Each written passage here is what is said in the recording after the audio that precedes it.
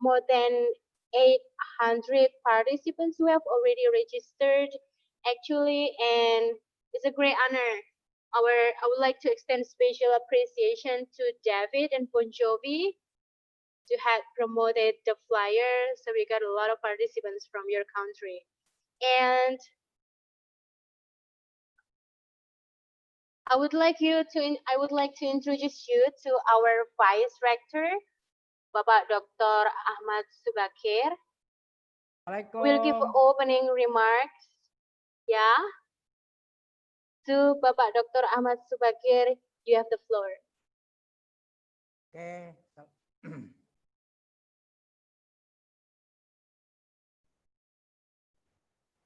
Assalamualaikum warahmatullahi wabarakatuh. Warahmatullahi wabarakatuh. Good morning. On behalf of AN Kediri is pleased to welcome you to international online seminar presented by English Department Faculty of Education and JIL, Journal of English Education and Language Studies, State Islamic Institute, IAIN Kediri. JIL is one of the best journal we have in Indonesia, accredited by Index Sintak 2. JIL has quite qualified review from Indonesia and some other countries, USA, Malaysia, Saudi Arabia, Philippines, Iran, Thailand, China, Australia, Turkey, and of course, Indonesia. We also have associate editor from different countries, Canada, United Kingdom, Australia, and Japan. The author also spread out coming from some other countries. By the time, we have been working on improving to quality jail. Accordingly, we proudly present the online seminar to the source of knowledge from researcher, educator, practitioner, and student as well. Also, for those who want to be author, I would like to extend special appreciation to the speaker, David Parodin and Bon Jovi Hasan, to share with us knowledge, experience, and meaningful insight. We believe that your contribution to this file is unparalleled, and a seminar on this topic will be great of benefit. Thank you very much. Wassalamualaikum warahmatullahi wabarakatuh. Thank you. And before we begin, I would like you to know that in IAIN Kediri, in our university, we have JILS, Journal of English Education and Linguistic Studies. We publish the article twice a year on May and November, and we are currently focusing the current analysis on English teaching and learning, testing and assessment, English instructional materials, curriculum design and development in ELT, information and communication technology in ELT, and also applied linguistic and discourse analysis. And our reviewers are coming from different countries like United States of America, United Kingdom, Malaysia, Philippines, Thailand, China, Australia, and so on. So encourage all of you who are willing to submit your research article, please link on our website, Open Journal System JILS. Thank you. And here we go. I would like to introduce you to our great speakers of the international seminar today. Please welcome, the first is David D. Parodin from United States of America. So David is an English language specialist with Mahidol University in Bangkok, Thailand. He has been deeply involved in English education for most of his 20 years as a teacher, examiner, and teacher trainer in universities and language development centers across the globe. He is a talented copy editor, published academic author, peer reviewer, and expert presenter in the fields of ELT, translational teacher training, globalization of English programs, and second language acquisition. In addition to having acquired several prestigious teaching qualifications and certifications, he also holds a Bachelor in Secondary Education with honor and Master of Arts in Teaching with honor, both with concentrations in English. He is currently now pursuing a PhD in Applied Linguistics, wow, that's great, for English language teaching at King Mongkut's University of Technology, Thonburi, Thailand. And here is Debbie right now. And our another great speaker is Bon Jovi Hajan. He is a research lecturer, Jos Rizal University, Philippines, and he is actually or originally from Philippines. He is a candidate for Master of Arts in Education with specialization in English language teaching at Philippine Normal University, the National Center for Teacher Education in the Philippines. He graduated with a Latin honoris cum laude with a bachelor's degree in a secondary education major in English from Western Mindanao State University. Bon Jovi is a teacher trainer on research writing and action-research methods. He has trained Filipino public school teachers across the Philippines, and he is also a conference presenter and speaker. And he has presented several research papers both in Philippines and abroad. So I would like to again extend special welcome to both of you. Thank you for being available. Thank you so much. So here we go. Before we begin, I would like to inform some points to the audiences. The first is if you have a question when the speakers present their presentation and you have a question, the audiences can just try the question via chat on link, on Zoom. And at the end of the presentation, I will read the question from the audiences to the speakers. And we will also send you a survey or a checklist at the end of the session. We do encourage all the participants to fulfill the checklist. And right after you are done, we will send you the link of the certificate. Yes, so here we begin. Academic writing skills in research publication. I think I'm so excited. So I would like to invite our first speaker, David. You have the floor. Yes. Wow, my goodness. I'm not sure if I can live up to that wonderful, that wonderful introduction. So, okay, I have 30 minutes, and since I am American, I will set my timer because that's what we do. Now, let's get right into this right here. Let's start. Okay. Now, since Bon Jovi is a master trainer in academic writing, I thought I would give to you something a little different. I would like to share with you some real world knowledge about how you can get your manuscript past the journal's gatekeeper. What I mean by the journal's gatekeeper is there is an editor or there is the managing editor of that edition or there is the editor-in-chief. Someone will pre-screen your paper before that paper is sent to the reviewers. And quite often, manuscripts or articles or papers are kicked out at that point. So you have to get past the gate. Now, I'm speaking from experience here. I am the journal manager of the Journal of Population and Social Studies for Mahidol University. It's a Q1 Scopus Index journal, so we get a lot of articles. My goodness, we get 20, 25, 30 submissions per week. It's quite a bit. Now, here are some things that I look for in a manuscript. Before the manuscript gets to the editor, before I pass the manuscript on to the editor, there are some things that I look for, and these are main reasons or main things that I look for. And I already know from experience if the paper will be accepted or if the paper will be rejected by the editor. And it's easy. Will your manuscript pass the technical screening?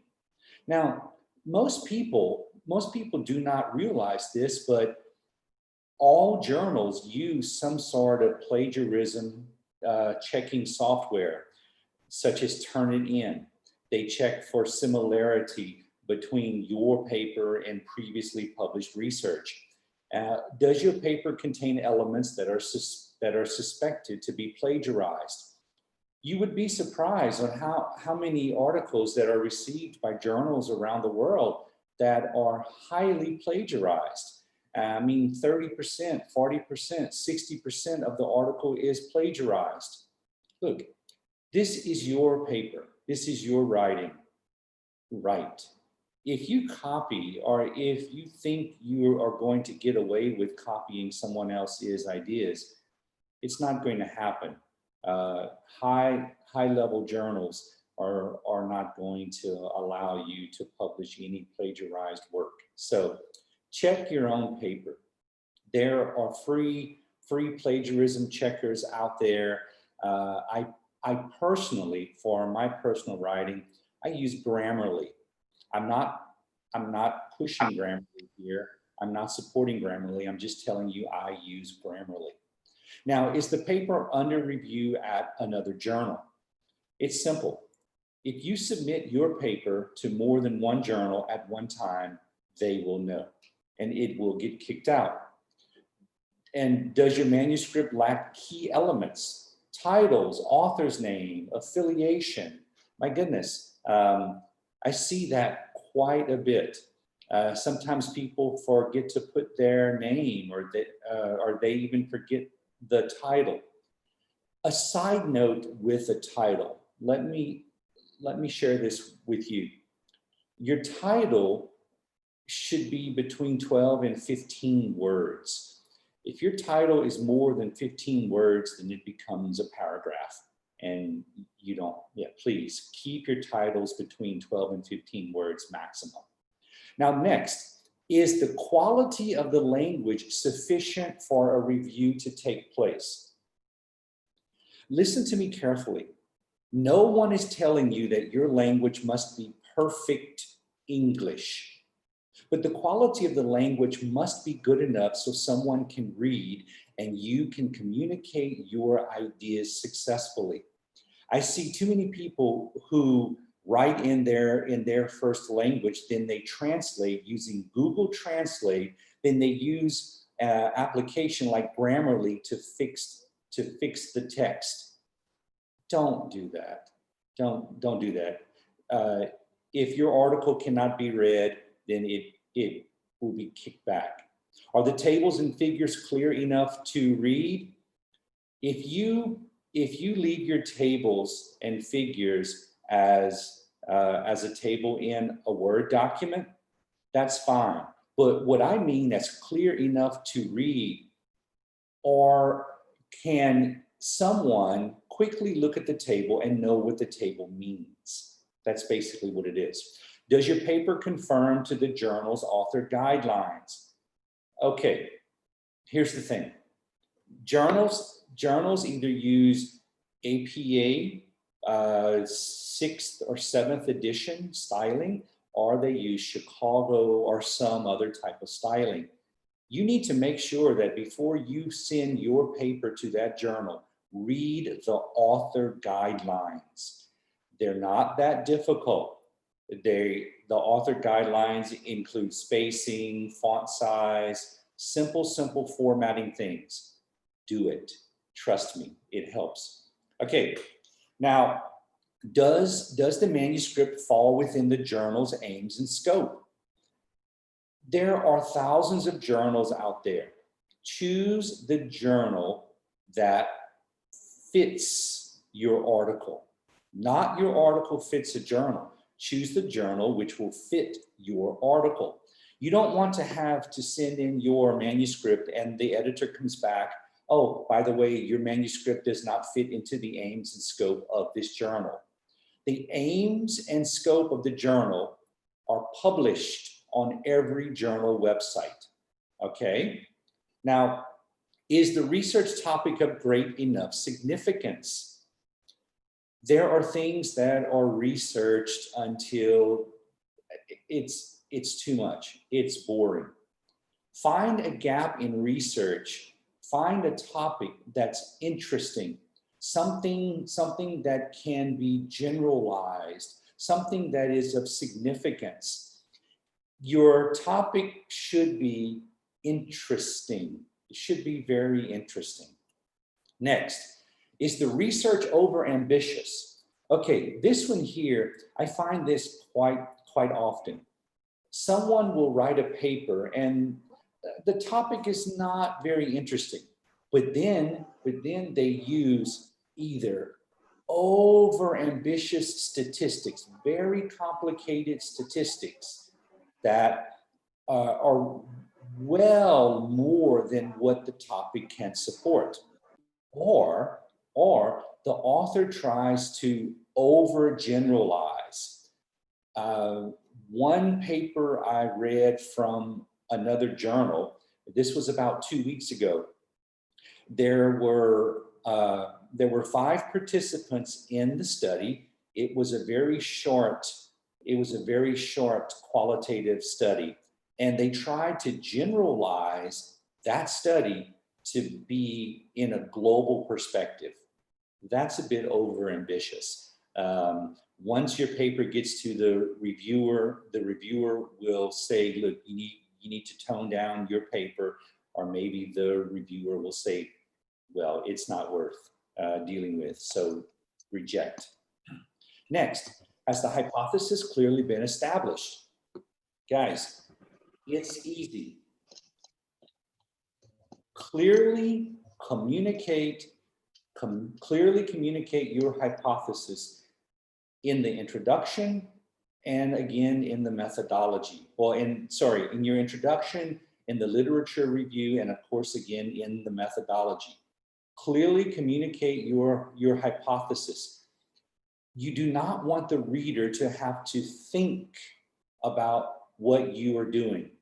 You want the cognitive loading, the amount of thought that the reader has to put into your research to be as little as possible. You want your reader to understand your paper from the beginning to the end, and you want them to be able to connect every section. Oh, sounds like someone needs to mute their microphone. Their baby is. I think so. Okay, now, is the manuscript complete? Is it complete? I often see essays. I often see essays come through journals. Now, I am a reviewer for 6 journals, and in my duties as a reviewer, I see manuscripts which are not complete. Manuscripts come through sometimes that are just simply observations. They're just simply conversations, or they're comprehensive essays. Make sure your paper is complete, okay? Everyone knows the standard format of an academic article: introduction, literature review, methodology, results, conclusion, discussion, conclusion, and maybe implications, okay? If you're just having a conversation and you send an article to a journal and that article reads like a magazine article, it will be kicked out, okay? Now, let me mention something right here and right now. I will show you at the end of this presentation some guidebooks. What I mean by guidebooks is academic writing in itself, the genre, it's simply that. It is a genre or a style. there are hundreds of guidebooks out there that give to you the pattern of writing. And in just a couple of minutes, I will show to you my preferred guidebooks. Now, are there any flaws in the procedures, presentation, or analysis of the data? Now, minor flaws are not that big of a deal. Misspellings, that just looks bad, okay? You should check your grammar at least, and you should check your spelling. If you use Microsoft Word has a spell checker. And depending upon the author guidelines of the journal, many journals will ask for American English, or some will ask for British English, or some will not ask for any particular style of English. But your article should still, you need to check the spelling, okay? And check the grammar the best that you can. Now, major flaws. Those are major areas in your methodology, major areas in the description of the participants, or things like that. What I suggest, and I do this myself, after you write a paper, send it to someone to check the paper. Send it to one of your friends, or your advisor, or one of the lecturers in your university who might have a little more experience in writing, and maybe a little better usage of the language that you must write in, okay? Again, I'm not telling you that your language must be perfect, okay? I will reiterate that your language must be good enough for someone to be able to read and understand and follow your thinking, okay? So don't say, oh, he said we have to write in American English or British English. What I'm saying is you need to write clearly enough to be understood. Okay, now, are there any flaws in the manuscript's arguments and or conclusions? You know, I just recently, I reviewed an article, and the article was about it was the dichotomy, the native English speaker versus the non-native speaker. Oh my goodness, stop doing that, okay? Stop doing research, native versus non-native. Just stop that. It's old. We should be English language teachers. Stop making us native and non-native, okay? But this person researched, or they did a qualitative research between native speakers of English and non-native speakers of English. And throughout the paper, the author never stipulated, or he never operationalized the term non-native. Native English speaker usually has connotations, okay? But the non-native speakers, he actually wanted to address the local teachers of English, the local teachers in that particular country. But he was not clear in operationalizing his terminology. So his arguments were not very logical, and his conclusions were a bit confusing. So the point is, if there are flaws in your arguments, the reviewer will either tell you to correct these arguments, or if they're very bad, the reviewer will just reject your paper.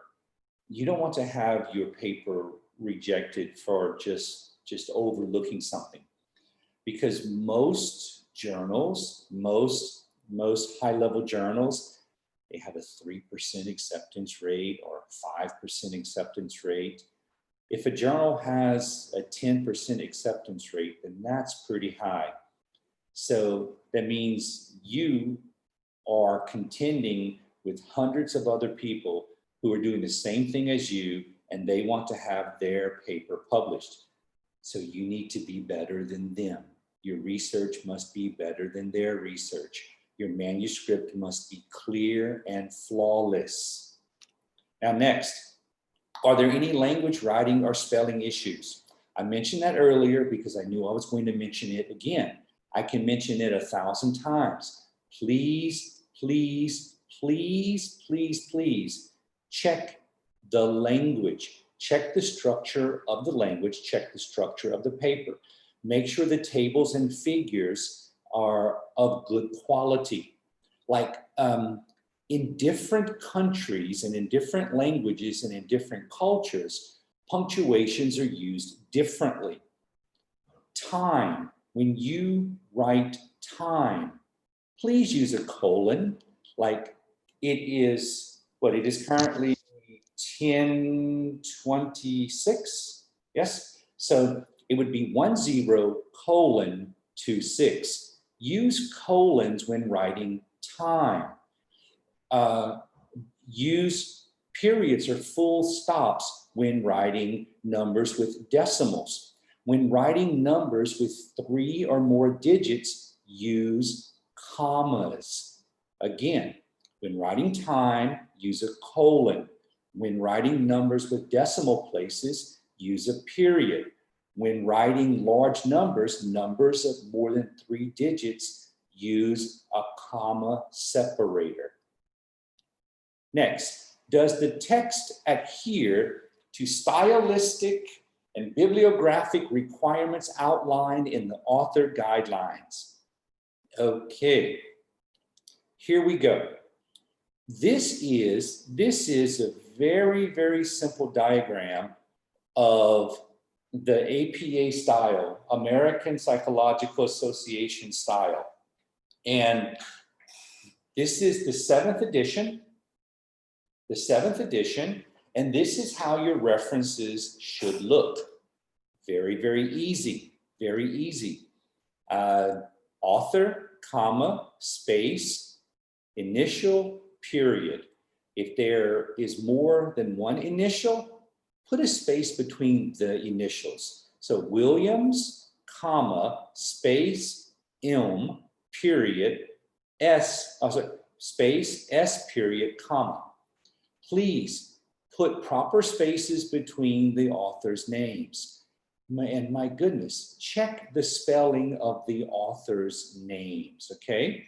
And here is the date, as you will see, space, open parentheses, year, close parentheses, period, space. And then the title of the article is sentence case. Sentence case means the first letter of the sentence is capitalized and all proper nouns within the sentence are capitalized. That's it. Again, sentence case. The first letter of the sentence is capitalized and all proper nouns.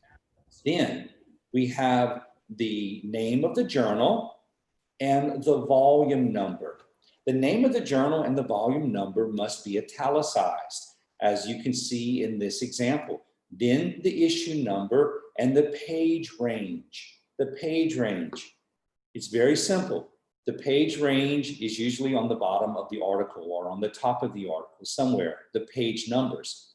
Then the digital object identifier, the DOI. For the 6th edition APA, you would simply write DOI, put a colon, and then start from the number. What I mean is you would have DOI, colon, and then you would start from the 10, the 10. Now you must put the full HTTPS. You must put the full web address on here. And it's simple. It's very, very simple. When an editor reviews your paper, before they even send your paper to the reviewers, okay, when the editor does an initial review, the editor will scan the reference list. They will do a quick scan of the reference list and they will check, they will spot check the references. Are these references listed as in-text citations? They will also check the references, whether these references meet this particular style. So please, it's very simple. Make sure your references meet the style of the journal. Now, I put here most journals that I review for use the APA. They use the APA 6th edition.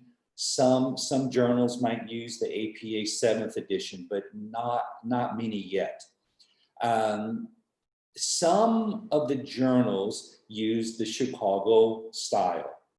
The difference between the Chicago style and the APA style is not that much. Both of these manuals are available online as ebooks or as PDFs. So I'm not sure how much I paid for my APA manual, but it's worth it. It's worth it. I refer to the APA manual on a daily basis. So if you guys do a lot of writing, you should invest into whichever manual is used by the majority of the journals that you submit articles with. So again, please follow the style. You don't want your article to be kicked out just because of something simple as you didn't follow the style of that particular journal, okay? Now, here, I found this online. This is actually very, very nice. It is the APA 7th edition quick guide. This was available free online. I have the website at the bottom of the slide. It's nice. When I need to just quickly refer, to when like this, I have it sitting on top of my desk.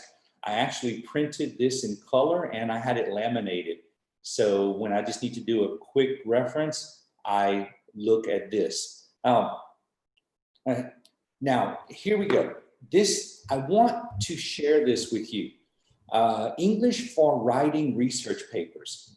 Now, I know I actually teach academic reading and academic writing in my faculty.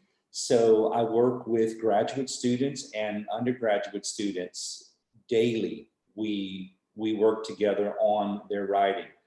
And teaching a pattern, for me to have to teach a pattern, it takes a long time for the students to recognize and to be able to adapt a pattern. I found that if the students have these guidebooks, such as the English for Writing Papers, this is a beautiful, beautiful manual, a beautiful writing manual. And instead of hundreds of students contacting me daily saying, teacher, should I use 2 or 4, or should I use this or that? Each student has one of these manuals, and at the graduate level and at the postgraduate level, they should not be asking basic questions to the teachers. They should be semi-autonomous to where they can do some things on their own. So make sure your students have one of these books, or make sure you have one of these books. And again, I'm not compensated for referring any of these books. I particularly like English for Writing Research Papers, and I use the Academic Writing for Graduate Students. I use that book as the textbook. Very nice, by the way. Any of you guys out there who are teaching academic writing, I strongly suggest this book, Academic Writing for Graduate Students. It's a very nice book. And the tasks and skills taught in this book are very nice. Yep. So, and again, finding your way in academic writing. I like this book as well. Finding your way in academic writing gives a little more insight into what is academic writing. Most of the time, I teach students from Southeast Asia, and students from Southeast Asia, Thailand, Indonesia, even the Philippines, Laos, Cambodia, the way of thinking is different than international writing standards. So the students, they have to learn a different way of processing their ideas and processing their writing.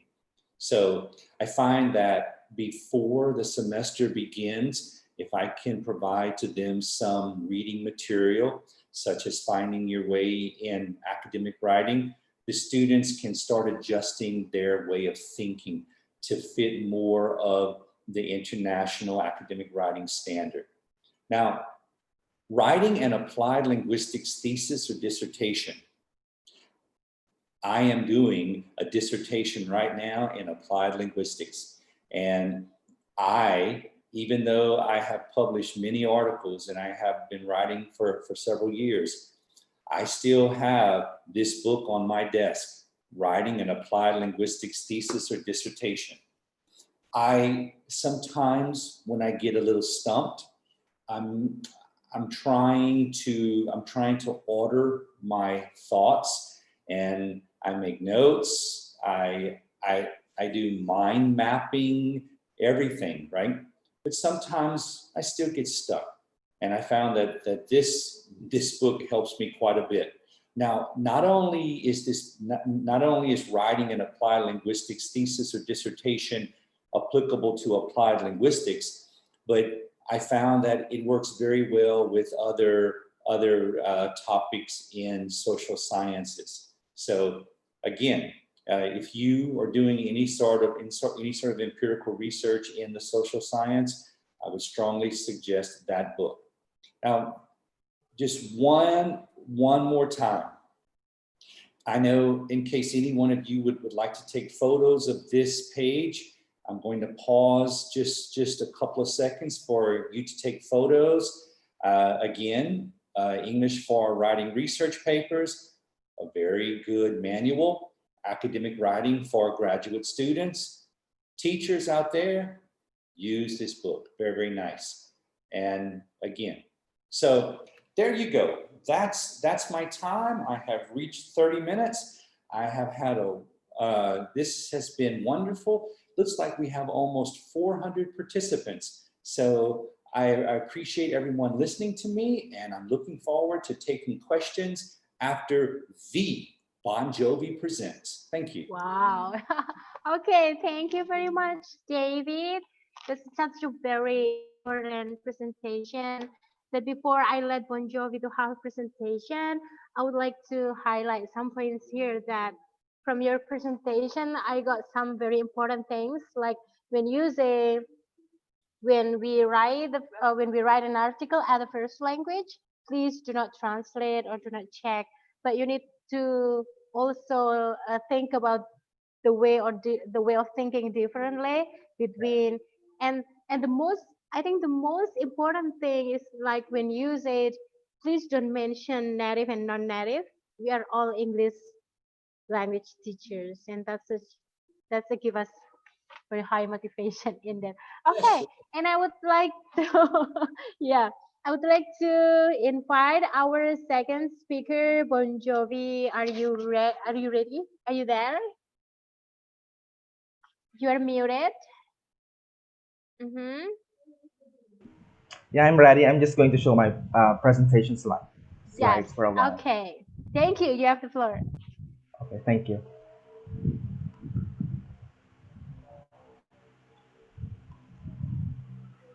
While waiting for Bon Jovi, I would like to remind the participants if you have any questions to David or to Bon Jovi's presentation will be, please write the question via chat, and I will read the question right after when Jovi is done with his presentation. Also, we will give you the link of the certificate in the end of the session. Thank you so much.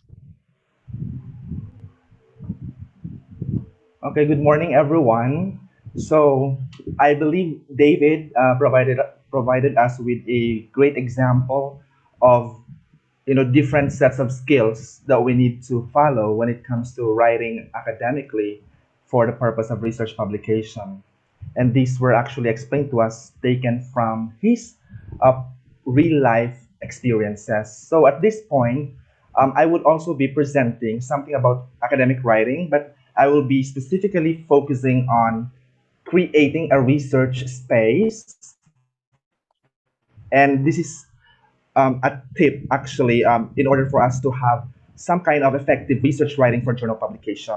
And some of the points that I will be making here today are based from Swales and Fick 2012, in which David presented you a book just a couple of minutes ago, the blue one, which is titled as Academic Writing Skills, Academic Writing for the Graduate Students. So for my presentation, I will start with a backgrounder in which I will talk about English as an international language and a language of scholarship. I will also talk about some issues and concerns in academic publishing, and of course, academic writing and structure. That's the particular focus of this presentation. And I will then advance to talking about the model, which is the creating a research space or the CARS model situated in the introduction writing. And from then, I will be giving my concluding remarks and final thoughts. Okay, so let's start with the notion of English as an international language. Because this is a research publication and we use English as a medium for writing our research and publishing our research, we need to understand and situate that English, regardless of the preponderance of the many varieties that we have nowadays. For example, we have the American English and British English, plus other Englishes, such as those from outside the major regions of the English language, to consider Canada, Australia, and other countries. So we have, like, let's say, Philippine English, okay, Indonesian English, okay. Despite all these varieties, we need to understand that, according to Modiano in 1999, that English should be used as an international language because this is the language that is common among every one of us from across the globe. And this is the language that we use to communicate in order to understand each other for whatever purposes that we are actually taking in communication. So to situate it in research publication, we would say that English is actually a language of scholarship. And this is no question because according to Highland in 2009, English is now unquestionably the language of international scholarship. By saying language of international scholarship, this is the language that is actually used by scholars and researchers to get their articles published in high impact journals. Again, because English is used as an international language, then it should be the language that we use and embrace when we want to publish our paper. And so, with that idea, there come issues and concerns in academic publishing. Particularly, we have what we call the off-network scholar, as what Swales in 1987 stated, particularly on page 43. For Kanagaraja in 1996, he said that because of the, okay, because of the issues in terms of power. Hello? Yeah, it's okay. We can go on. We can hear you. Okay, so because of the issues in terms of power, because I saw earlier, I'm sorry, I saw earlier that I was mute by the host. Anyway, thank you so much. So because of the issues relating to power and development in the different countries, there is this division. So Swales call it as off-network scholar for those scholars who are actually from countries who are underdeveloped or developing countries who may not have quite strong access to materials and resources in academic publishing. And so they are left behind. And so Kanagaraja, in his book on geopolitics of academic writing, he specifically mentioned because of the periphery issue, I mean, the division in which putting periphery scholar, when we say periphery scholar, these are scholars who are not at the center. These are scholars who are from the underdeveloped countries due to the lack of resources.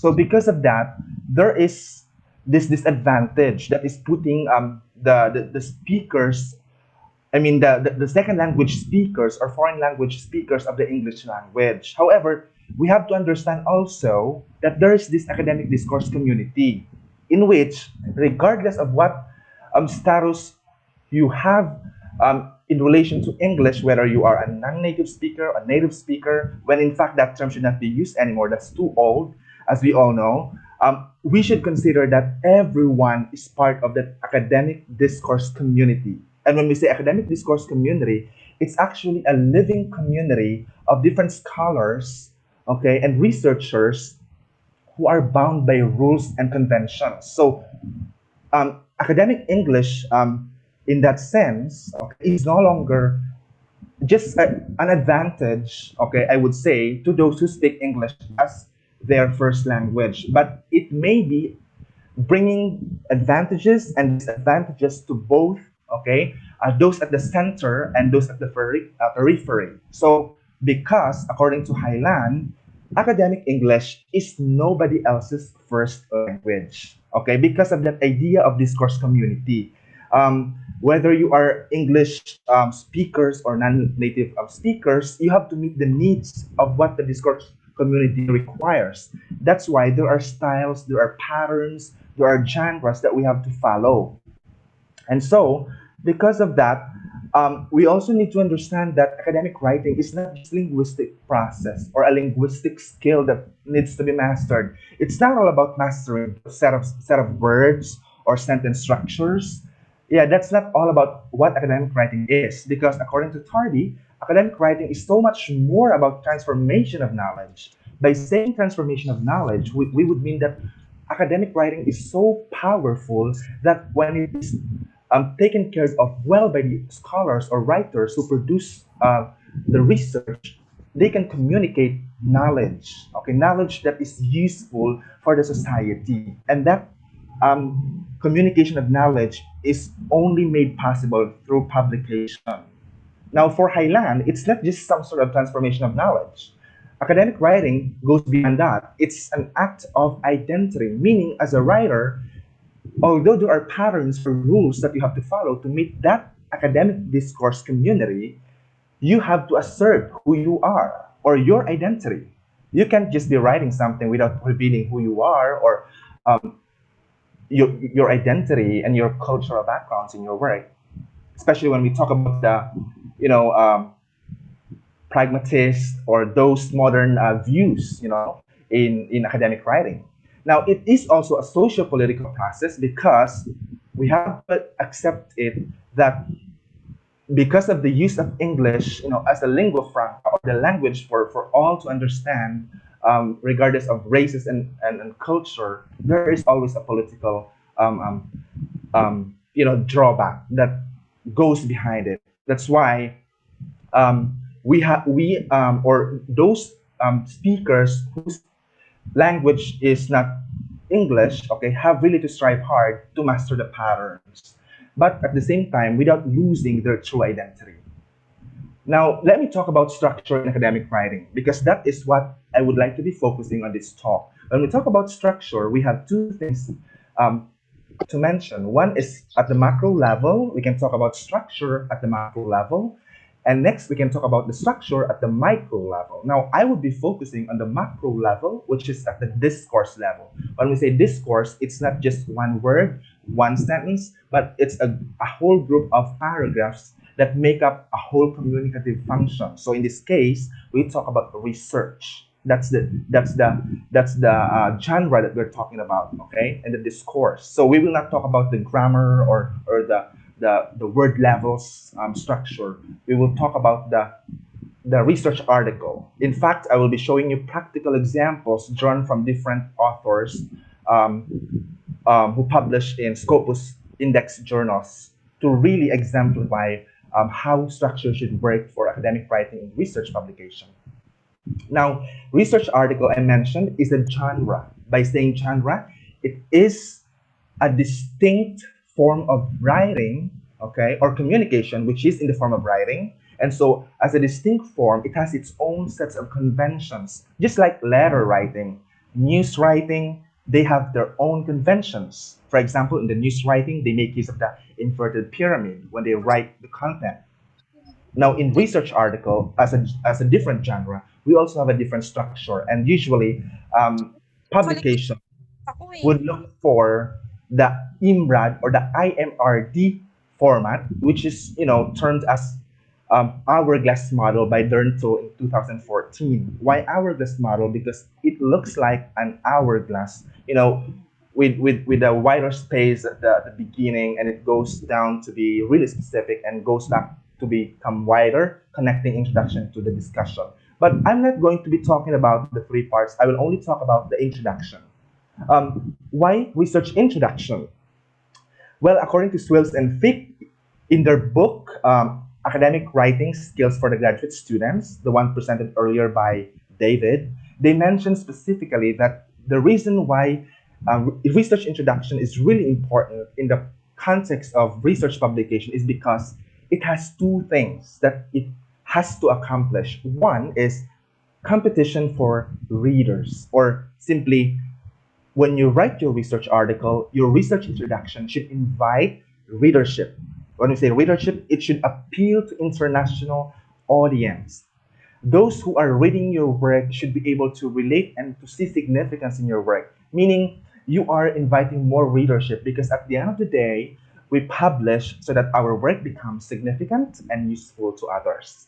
Now, another thing is that it has to appeal for competition for research space. Now, how can you invite readership of your work if your research does not have a space to fill in? Now, earlier in my title slide, I presented that the title of my slide is, talk is creating a research space. That's really, really important, because without the space, without the gap that you're going to fill in your research, journals will never accept your publication. Because in the first place, why are you conducting research if there's no gap or there is no problem at all? So you have to take note of these two things: the readership that you want to establish, and that space which will invite the readership that I've been talking about. So these two have to be met. That's the reason why research introduction should be really taken into great consideration. Now, when we talk about the research introduction, the common pattern is the CARS model. The CARS model means the creating a research space model has been really very influential, in terms of academic writing studies, particularly focused on research introduction. Of all the parts of the research article, there is specific model that is used, how each one is or should be structured. Now, for the introduction, we follow the CARS model by Swales. I'm going to present to you the most comprehensive one, which is trying to incorporate the two versions, because the original version was conceptualized by Swales in 1980, and so he revised it in 2004 because of some criticisms that the model received. So I'm going to, incorporate the two for a more comprehensive understanding of how this model works. Now, there are basically three moves. The first move is establishing a territory. The second move of the pattern of the structure is the establishing a niche, and the third move is occupying the niche. Now, take note, when we say move, it means a communicative function. Okay, so it can be determined by one sentence or by one paragraph. So if a sentence, for example, tells that it is telling the research gap, then it can be considered as one move. Okay, but what move that is what I will be revealing in the next few slides. Okay, and under each move there are steps, okay, or specific strategies. How can a writer or a researcher, for example, establish a territory? Now, there are several steps how to accomplish that. I'll show you the different steps, coupled with examples taken from empirical paper published in Scopus journals. Now, let's talk first about move one, which is establishing a territory. In this particular move, take note that citations are required. You cannot write your research introduction without citation. In other words, you cannot write your research introduction without the literature review. Okay, I hope I'm making sense, because without the literature review, how can you back up your work? How can you make sure that your work is theoretically or empirically supported? Now that's important. So there are two steps to accomplish this move. One step is by claiming centrality, and the other step is by reviewing the literature. Take note, claiming centrality is just optional. You can do away with that, but you can't do away with reviewing the literature, which is obligatory. Now, how do you claim centrality? In this example, I'm showing, okay, please take note that the red highlights are linguistic features, or these are signals that tell us that that particular sentence or paragraph belongs to that move. So in this particular example, to claim centrality, you would say, research articles have been actively studied using genre-based approaches in the last 3 decades, and there's this a whole bunch of citations. So what is interesting here is that when you establish, I mean, when you do the move one, step one to be particular, which is claiming centrality, because what we mean by claiming centrality is we establish the importance of the topic. We show to the readers that the topic is important, that it is very, very significant to study, and that it is a living topic. It is alive and it is active. It's not old.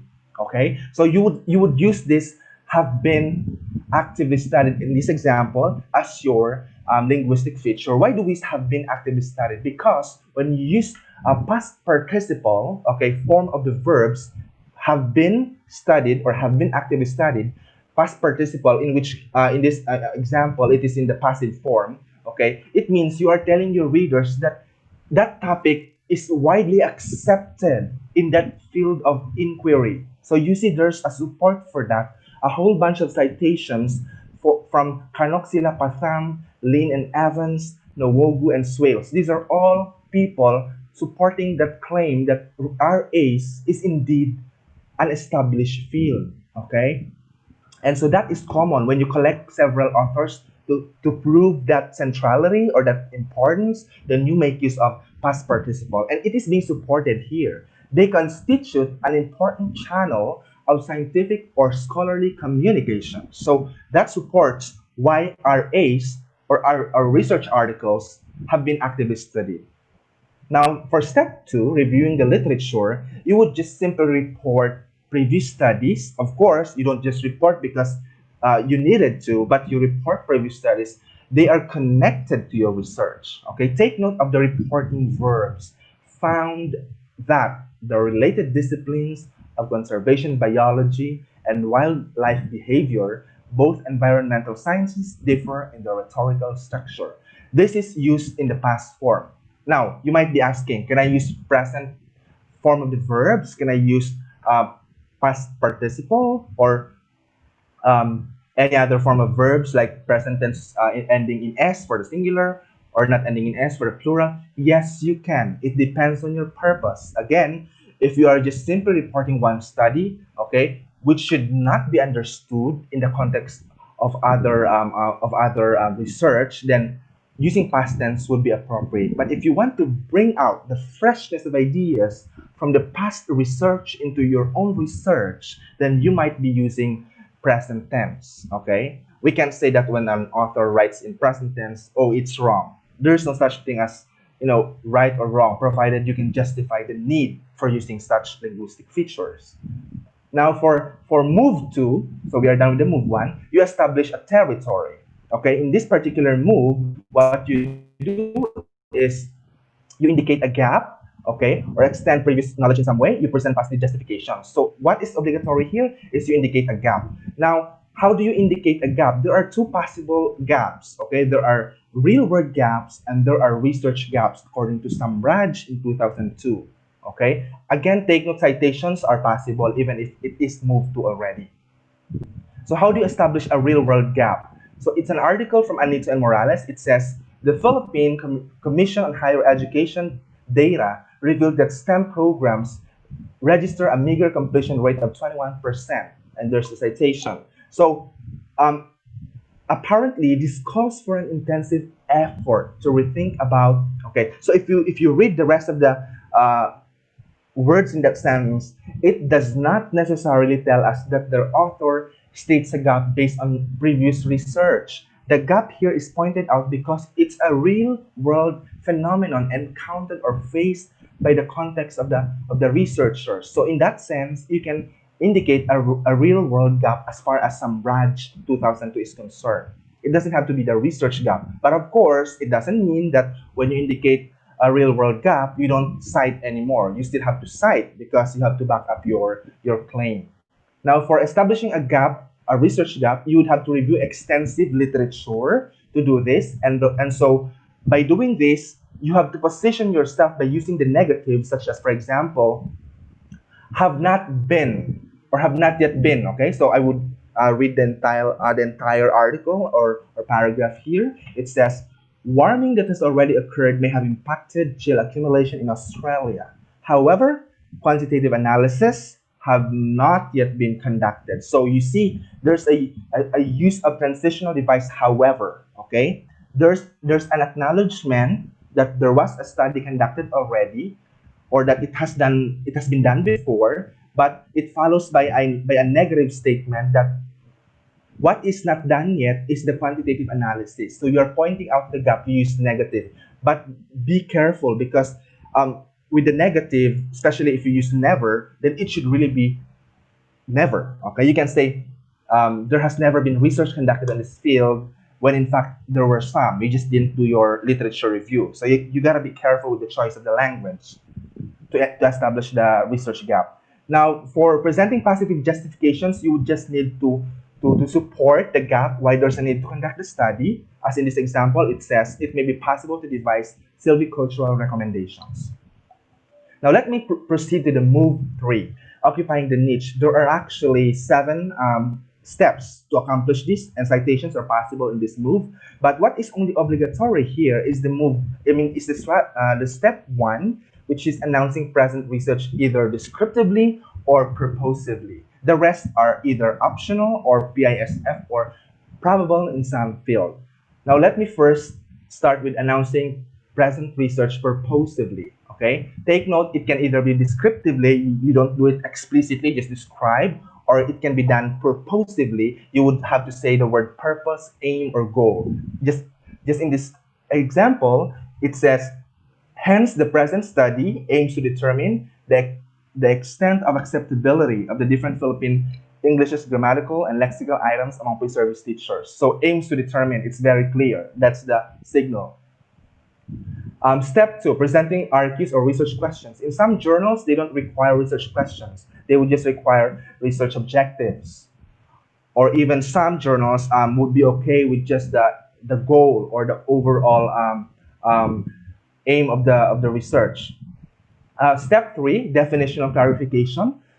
There's actually a reason why you should be defining terms, because according to experts in the field of academic writing, you don't need to redefine terms if you are working on a field, in which everyone in that field is expected to be aware of the terms. Let's say you are writing for a journal of second language writing. You don't have to define academic writing, because that's the journal, and everyone is expected to know what academic writing is in that journal. Okay, so you would only define if the journal, for example, is interdisciplinary or multidisciplinary, in which there's a need to clarify technical terms.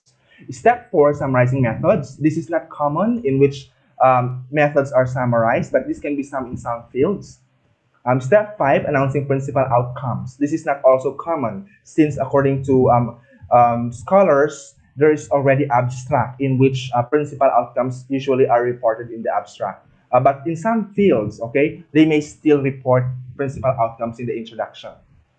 Step 6 is stating the value of the present research. Although this is optional, but we would often encounter this in research introductions, because some journals really require you to explicitly state how your study is contributing to the field, or what that problem is that you're trying to solve. So that has to be indicated explicitly. For example, by making use of hope to bring in useful insights or will be beneficial to the following. Okay, it really depends on you. And then the step 7, outline the structure of the paper. This is also used in introduction, but not so much common. In book chapter, perhaps you would encounter this, in which the author is telling you what contents are expected to be in the whole chapter, like what comes after section 1, after section 2, okay, after section 3. So as you can see, it says the plan of this paper is as follows. Section 2 describes the current arrangements, etc. In section 3, okay, so it gives us, transition of ideas as to what is expected to be the content of the paper, part by part, okay. And there's the use of finally. Section 4 offers, okay. So it gives us, really smooth organization of ideas. As a reader, okay, we will easily catch up with ideas that is going to be presented by the researcher or the writer. Now, the CARS model in a nutshell, it looks like this, in which the move 1, okay, it's really bigger, okay.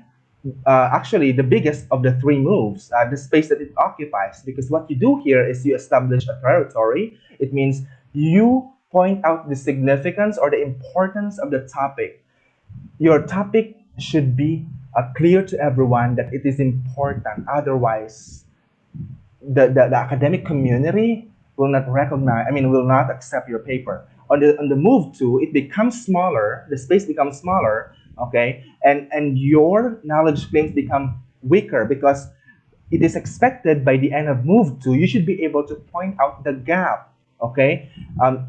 Your research should have a gap, because you have this something that you need to fill in that paper, okay. So first, you would start with establishing the importance of the topic to convince your readers that the topic is alive and it is active and it has been researched to date.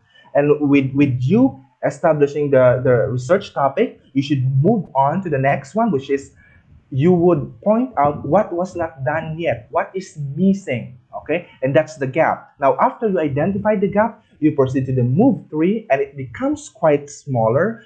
The space becomes quite smaller because you have to occupy the niche. Because remember, in move 2, you point out the niche, and you have to fill in that need by stating how you're going to fill in that gap. So you establish the topic, it's important. You pointed out the gap, something that was not done before yet. Then you are going to state now what you're going to do in your paper so that you can fill in that gap. So that's the whole CARS model in the introduction section. And so I would also like to make a disclaimer, okay, that the CARS model, although it's a pattern to follow, it is flexible, because according to emerging scholars like Abdullah in 2016, Kanok Silapatan in 2011, and Sambraj in 2008, you can start with move 3 or move 2, okay, or any move, okay. It really depends on you. But what is important is all the 3 moves are there present in your introduction, because I found it out in this article written by Anito and Morales in 2019. They started with the research purpose. They say, this article primarily aims to extend the recently developed pedagogical model of Philippines STEAM education. Now, that's the move 3 as far as the model is concerned, because that's telling us the aim of the paper. But they use that as an opening paragraph in their introduction. Now, is it wrong? No, that is not wrong, because again, according to emerging scholars in the field of genre analysis, the CARS model can be flexible, okay? Why? Because it depends on the idiosyncrasy or the uniqueness of the writer. Remember, each writer brings with him his cultural backgrounds, his previous trainings, okay? And this affects the way he writes, okay? With that, I would be now proceeding to my concluding remarks, okay? I would like to point out the 3 needs by Swales in 1990 to fulfill the model and to have that effective research introduction. The first need is you really need to reestablish in the eyes of the discourse community the significance of the research field itself. That's why you have to familiarize yourself with the journal guidelines. You have to know the journal first and the guidelines because um, their needs might be different from the needs of other journals. You have to really reestablish in their eyes your topic. Now, the second need, you have to situate the actual research in terms of that significance. Okay, again, that's telling us about the gap.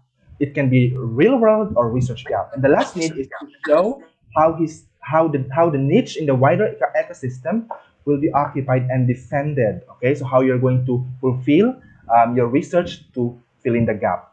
Okay, final thoughts. Okay, I think we should be acknowledging that academic writing is really, really a multifaceted skill, especially if English is not our first language.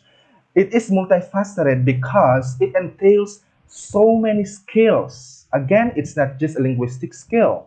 Okay, it goes beyond that, and even for linguistic skills, it entails several aspects. Okay, you have to be really critical readers to become critical academic writers. Okay, next to that is I would like to emphasize that given the fact that academic writing is a multifaceted skill, there is a formula for it, and that formula is the one that I just discussed as far as research introduction writing is concerned. Again, there are patterns, there are structures. We just have to familiarize ourselves. And for every difficulty, there's always a way, towards solving it.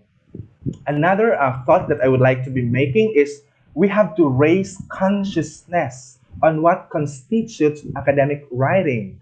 It's not enough that we know that academic writing is a multifaceted skill. We have to understand what makes it academic and what doesn't make it academic. So we have to familiarize ourselves with the rhetorical moves. What is expected of me, in that particular discourse community.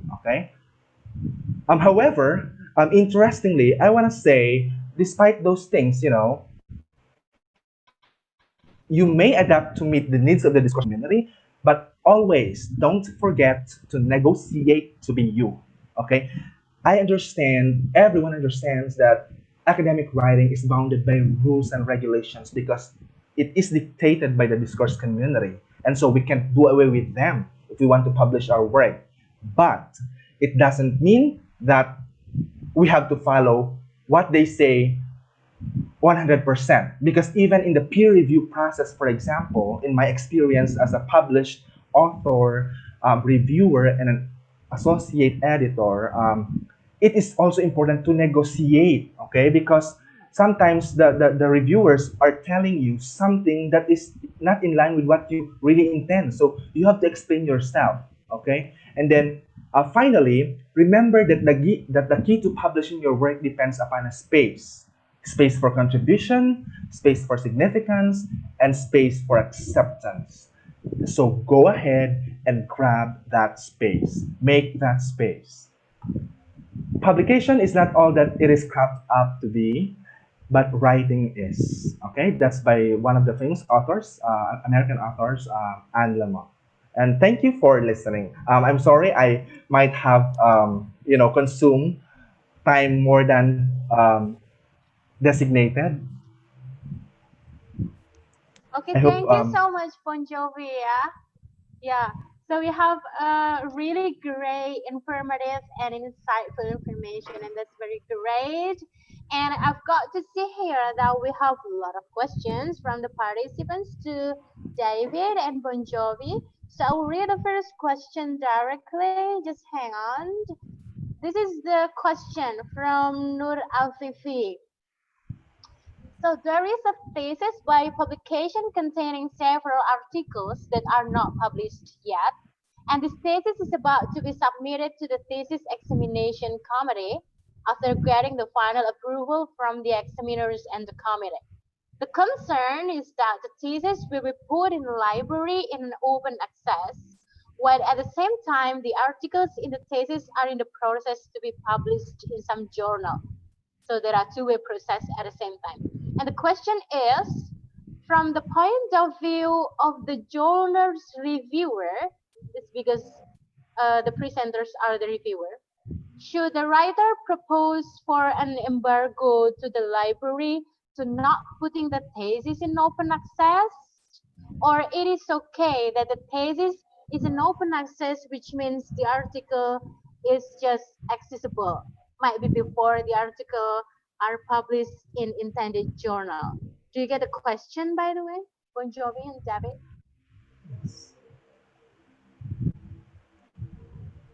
Do you get the question, Bon Jovi and Yes. David? I think Okay, perhaps David can go first. okay. Okay. To my understanding, the the question is, should the should the person's thesis be embargoed or should it be allowed open access? And will either one of those decisions interfere with them being able to publish their article? Okay. Um, I, I'm faced with this situation quite often when uh, when a student, let's say, when they use Turnitin to check the plagiarism of their the similarity percentage of their article, or either when the library does publish their thesis, the student is not going to use the same exact wording in their thesis.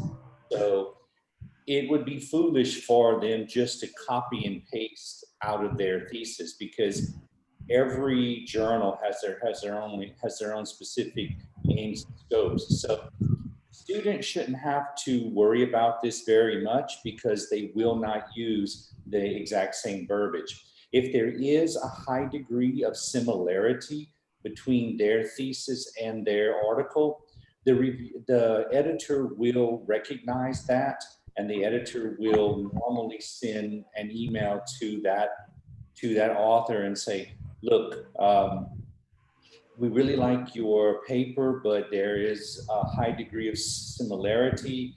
We would appreciate if you could do more paraphrasing or change the language to be more specific to this particular journal. So I really wouldn't worry about the library publishing the thesis. Okay, Okay. so it can be in terms of paraphrasing or something. Bon Jovi, Yeah, I will reread the question. So, as a journal reviewer, will you allow an article that is a part of an open access thesis that has not been published yet elsewhere to be published in your journal? So that's the point. If it's the same question, right? yes.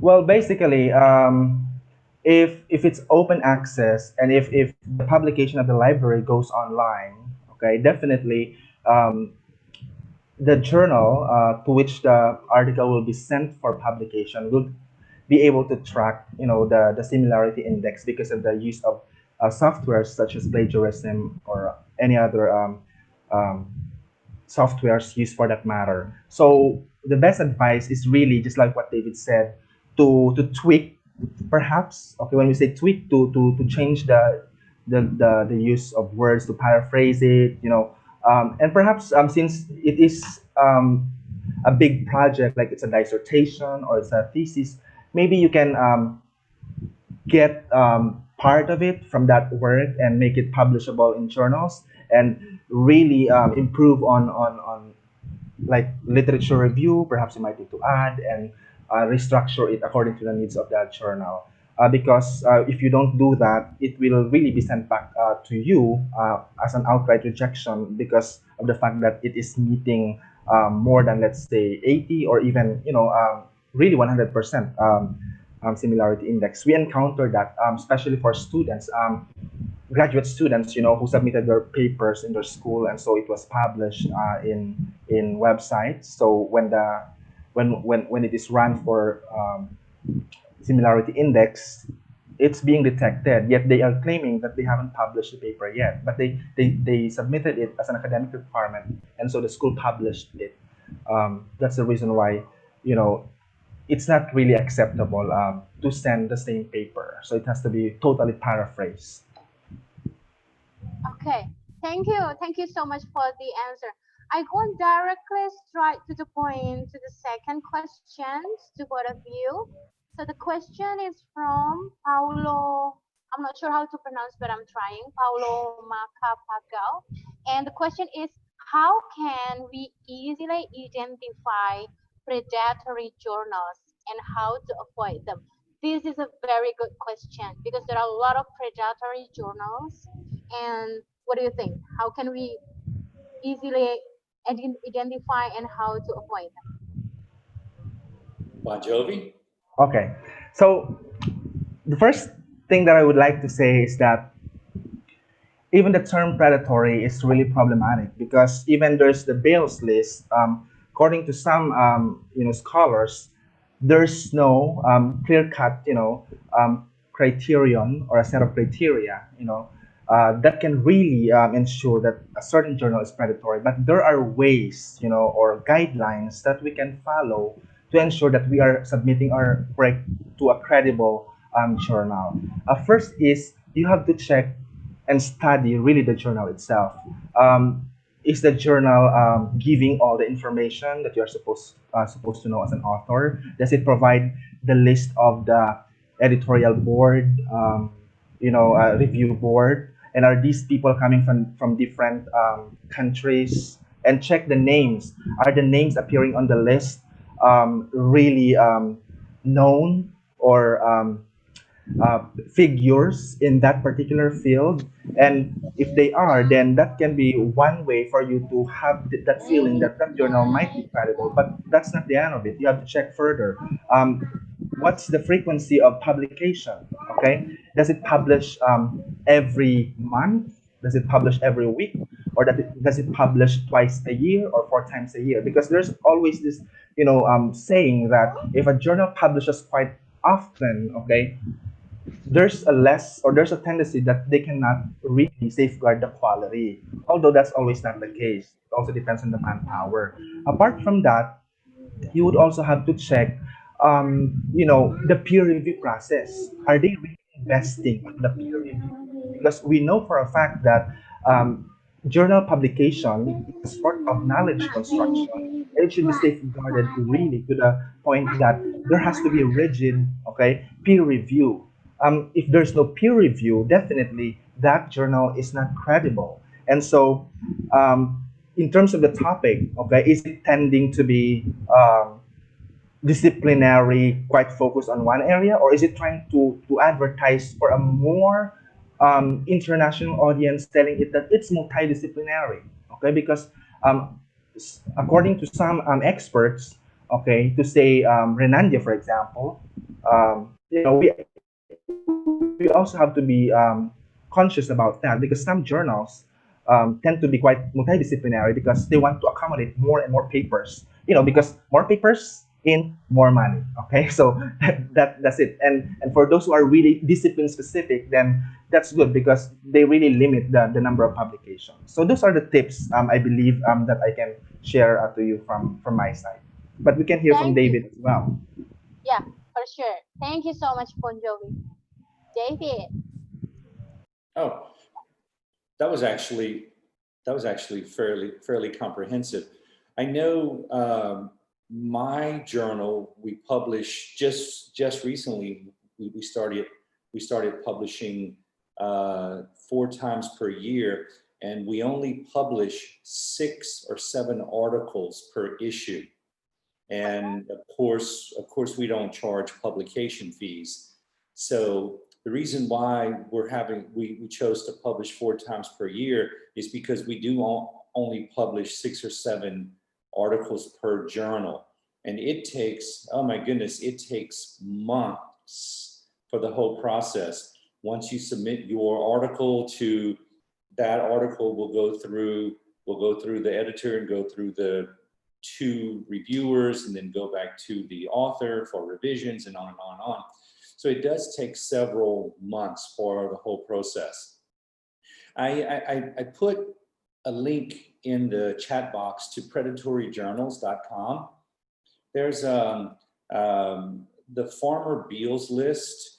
It's a fairly comprehensive list of predatory journals. and the predatoryjournals.com has used Beall's list as well. So if a journal wants to if a journal wants to charge a very high rate, several $100s, and if it is either a Q4 Scopus indexed journal with a very low rating, yeah, I wouldn't mess with it. That is a good indicator. It is a predatory journal. So yeah, Bon Jovi, good job. Okay, thank you so much, David. So I think I got to see from here that David wrote the link like www.predatoryjournals.com. Yeah, so everyone can just check on that question. That's a very good question. So I go on to next question, strictly to the point. If the authors repeat exactly what they write in the article and the abstract, so they do like copywriting from what they write to the abstract, do you as a reviewer will consider that as a self-plagiarism or laziness or other reasons? What are you going to suggest the author will do on abstract? Do you get my question? Yes, Someone is David. noisy. Oh, okay. Yeah, I am reading this. If the authors repeat exactly what they write in the article in the abstract, well, you know, sometimes, sometimes I see people, they will take 6 or 7 sentences out of their article and put it into their abstract. I don't have a problem with that as long as you paraphrase. Please don't just copy and paste. That is a little lazy. So of course, you take information from your journal to create the abstract. Do some paraphrasing, okay? Don't copy and paste verbatim. Bon Jovi, the Bon Jovi.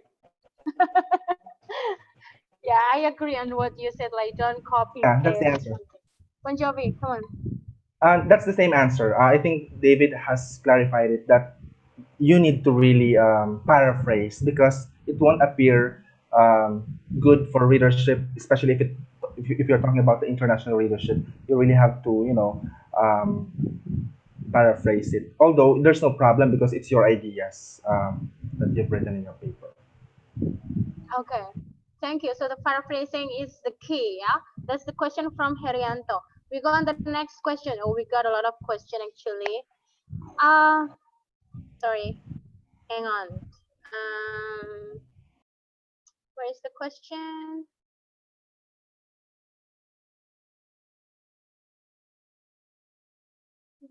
Okay, so this is the question, I'm sorry.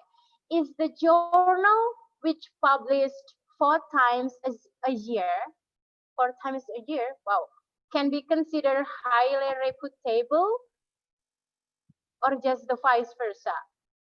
That's the question from Alvin in Sorio. Oh, I only got to see like every journal has 2 times a year, but the question is the journal which publishes 4 times a year can be considered more highly reputable or the vice versa?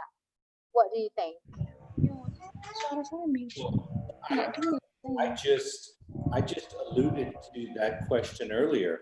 My journal, we publish 4 times per year, and we have the same Scopus standards as other high-level journals. I wouldn't say that a journal publishing 2 times a year or 4 times a year is going to have any standard differences. What I can say is just what Bon Jovi said earlier. We need to do our own checks and balances on that particular journal. If a journal publishes more than every quarter, they might be rushing it a little bit, especially if they charge publication fees. My journal, there's no publication fees, so it's fairly high quality. I know that. Bon Jovi, the Bon Jovi. Okay. Yeah, I think it came from what I said earlier about the frequency of publication. That's just one actually to look at, but it's not everything. We can't use frequency alone, to tell whether a journal is credible or highly credible, as what the question says, or not credible. What we can do perhaps is to check them, whether they adhere to some other guidelines, like are they really indexed in, like what David said, in Scopus. You might want to check scopus.com or shimago.com, for you to check the journal ranking, because you will be able to see whether the journal, particularly on the Shimago, you'll be able to check whether the journal is on Q1 or quartile 1, Q2, Q3, Q4, Q4 being the lowest. Okay, so if the journal is part of the Q1, okay, as far as indexing is concerned, okay, then it's reputable and it's good. I think that's it. Okay, thank you so much for the answer. We go on to the next question directly. Hang on. So the question is from Gregorio, Jomar Gregorio.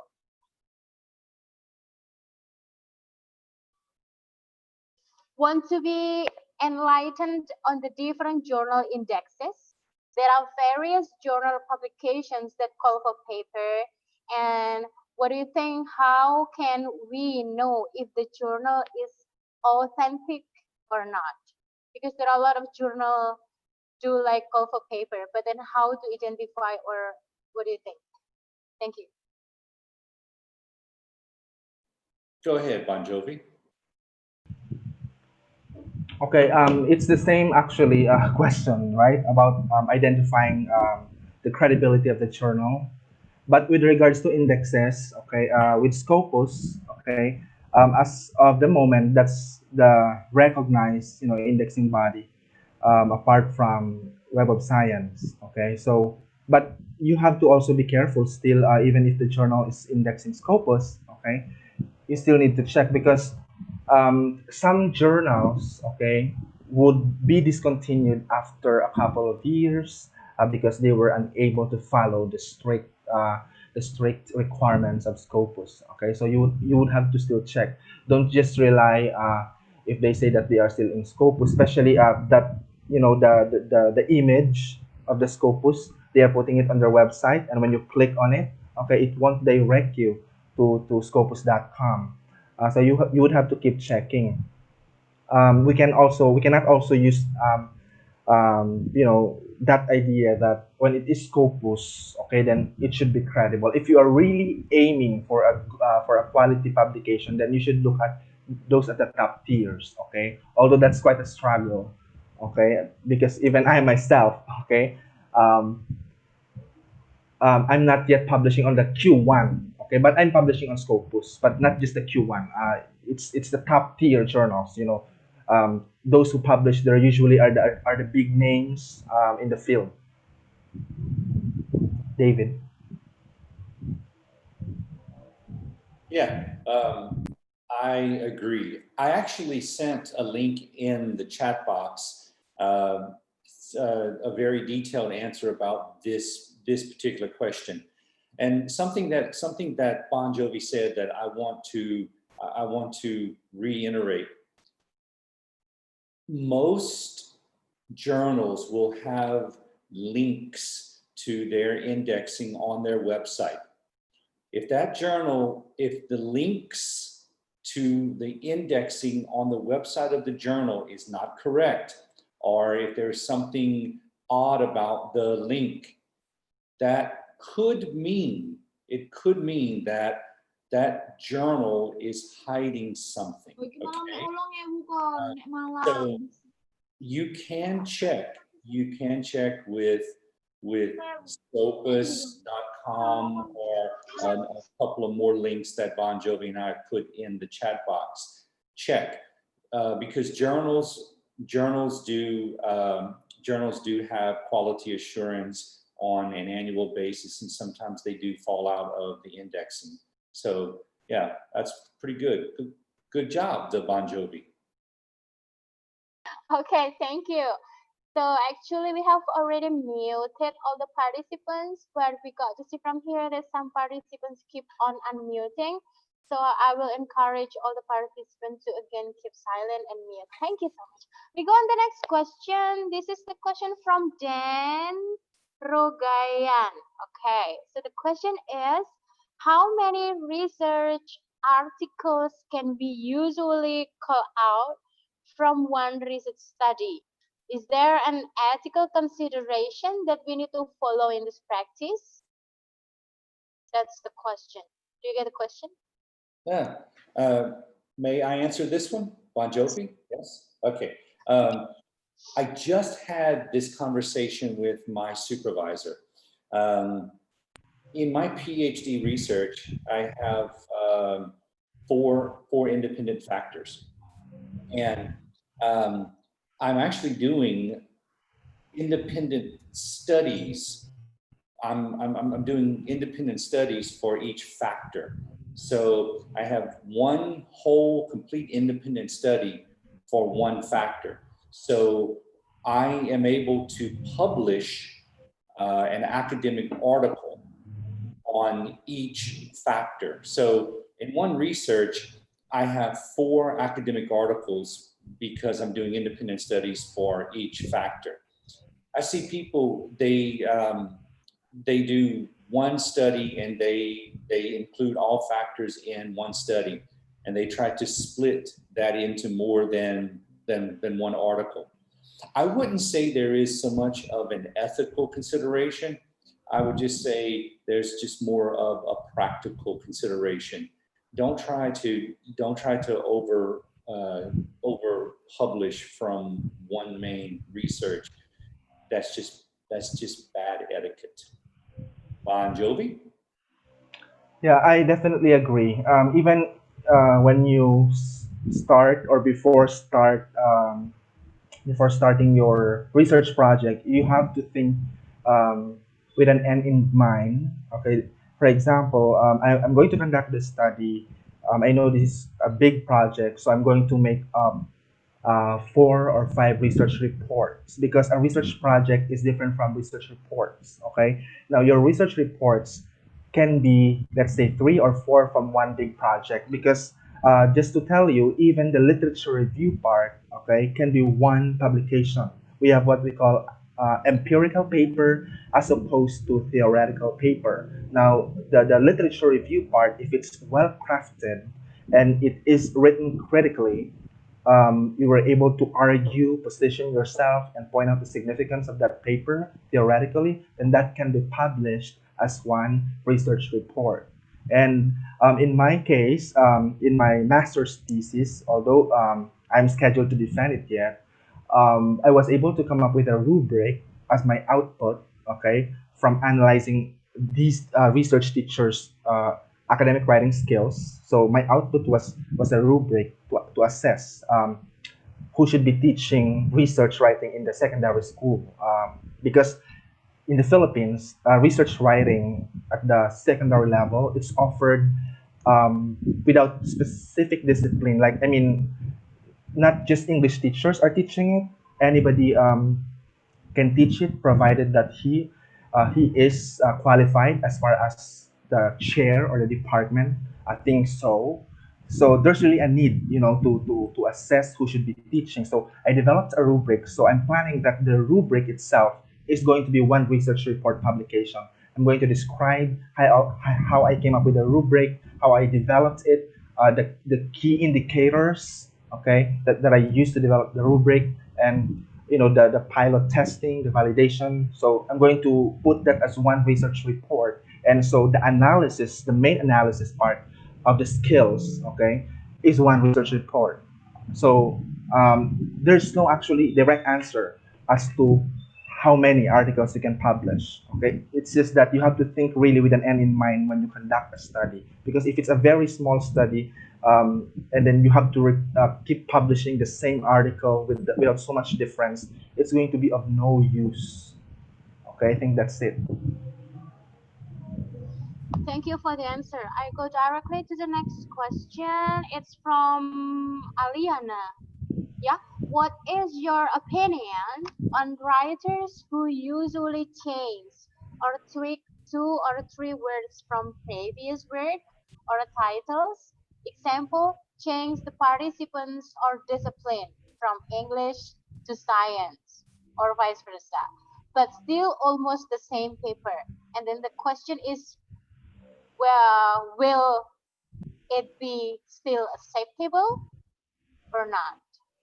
If they change the discipline and the participants, but still like almost the same content as the same paper or the previous paper. I hope that you got a question. Bon Jovi? Okay, my take on that is first we have to identify whether we are using the same sets of data. If we are we writing for the same problem using the same data? Because if we are, then that's not acceptable. Because if we use the same data, it should be for a different problem. Maybe we are, let's say, you using the same students writing. Let's say 40 students who submitted their outputs in your class, and you analyze them using theoretical framework of Swales and Fick, following the move patterns that I mentioned.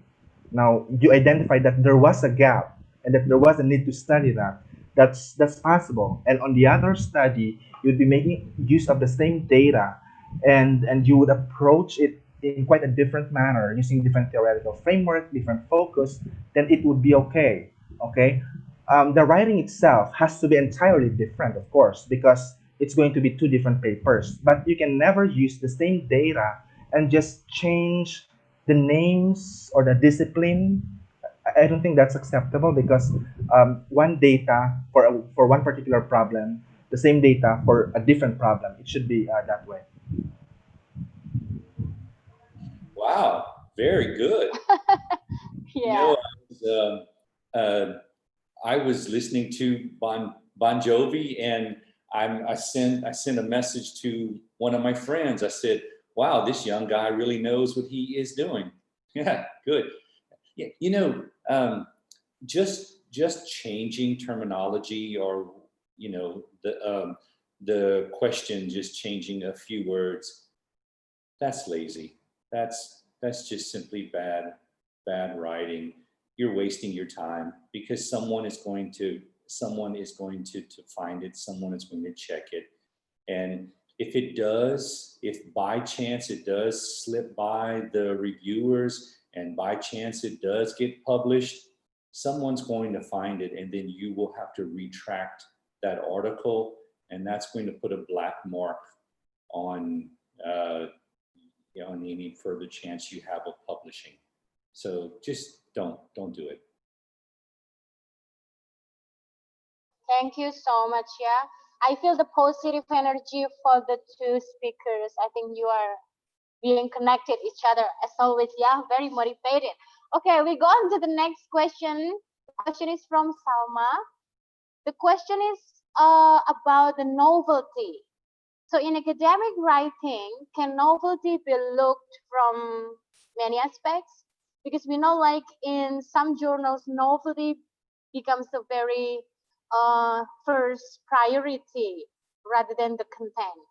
And the question is, in academic writing, can novelty be looked from some aspects? What do you think? Thank you. Who's first? Punjabi, David. Punjabi or David? David. Oh, David. uh, in writing academic, can novelty be looked from many unsure? I don't understand the question. Sorry. Yeah. Maybe Bon Jovi wants to try that, because I have no idea what the question means. Okay. I think I think um, the one asking the question would mean that is novelty a primary consideration in research publication? Because Yeah. So academic also, I writing is think actually not a research publication. It's just the medium. It's the language that we use to write our research. But in research publication, novelty is one factor that is being looked at, especially in the model that I presented. There has to be a gap, but it also depends, I think, on the kind of the research that you're conducting. Because if you're conducting an action research, okay, an action research is problem oriented, and so it's really um, context based. If you encounter the problem, then that brings a novelty, because that's action research. You need Wis, to provide pertanyaannya wis some sampai ya berarti. research. But if it's about basic or applied research, especially if it's theoretical, then you really need to meet the novelty thing in journal publication. That is really being looked at, because I mean the reviewers and the editors will look at how your paper is contributing to the field. I think that's it. Okay, thank you. So everyone, you can just see or watch the link that Bon Jovi and David write on the chat. There are some website that you can go to follow for further information. We still have some question actually, so I go on to the next question. Hang on. You send it to read. Okay. The question is, how do we know that a certain publication follows on the what so-called ethical research ethic? How do we know that a certain publication follows the research ethic? That's a question from Ferdinand Villaflor. What do you think, David and Bon Jovi? Bon Jovi? Bon Jovi? David? You can go first.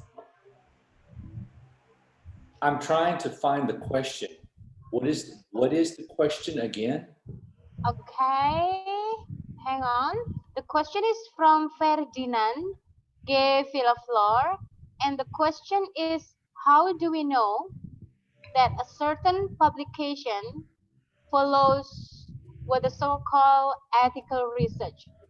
So I think I need to share the question to you guys. I think we need to know from whose perspective. Is it from the perspective of editors and reviewers, or is it from the perspective of the readers?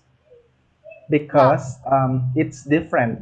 If it's from the perspective of the editors and the reviewers, um, some journals would require, the authors to submit before publishing the work. Some journals require the authors to submit um, ethical clearance or compliance about the study, but not all journals do that. Okay, but from the perspective of the readers, you would know that it has undergone ethical procedures um, if it's stated in the method section. Okay, and actually, strictly speaking, as far as ethics is concerned, it is important that the authors stipulate in the method section about the ethical procedure that was undergone or undertaken by the author, whether he was, for example, or she was dealing with the minor. Okay, because we know that if an author is dealing with the minor participants, then there needs to have informed consent and the assent. Okay, because one is from the parents and the other one is from the participants themselves. Since they are minor, they need to have their parents consent. So things like that can be seen in the method section under the ethical consideration. Okay, but some journals again won't require you to stipulate that, and they won't even ask for the clearance of the ethics that was undertaken by you as an author. So you wouldn't, as a reader, you wouldn't see that in the method section. They wouldn't report that. Yes, exactly. I know, for instance, if you're using primary data, most journals require you to have ethics approval from your university. Not so much with secondary data, because secondary data is data that has already been published, or either documentary data. So if like Bon Jovi said, if you're using vulnerable subjects or marginalized subjects, you must clearly explain in the methodology section, please. That will give some credence to the to your article. Thank you for both of you. So here is the question from the review. From the audience. She's from Bu Afifi. She wants to know in what journals are you joining for, or are you both working for? Like, what is the name of the journal? I would like to again inform to the audiences. Like Bon Jovi is our associate editors of JILS, Journal of English Education and Linguistic Studies in our university, IAIN Kediri, Indonesia. Well, David is the reviewer of JILS. But yeah, the audiences want to know more about in what journals are you both in. Okay, well, I am a reviewer for JILS and 5 other journals, and I'm also the journal manager for the Journal of Population and Social Studies at Mahidol University. I would rather not put a link in the chat box to journal. I don't want to seem a bit pretentious, but if anyone is interested in publishing in JPSS, just send to me a private message and I will provide the link.